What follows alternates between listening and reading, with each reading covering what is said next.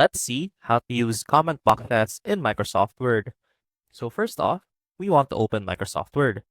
And as you can see right here, we have our document. Now let's say that you want to say something about a certain part of your document or whatever document you're reviewing. So let's go ahead and click on the Review tab.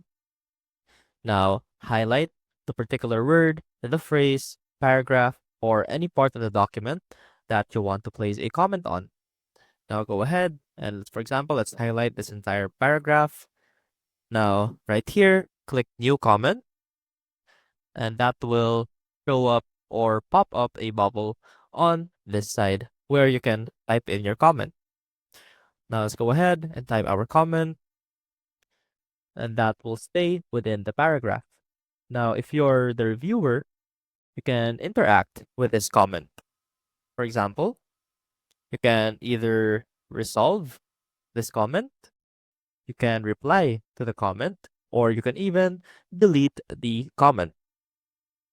And to do it even faster, you can simply highlight same text, right click, and click on new comment. I hope this helped, and I will see you soon.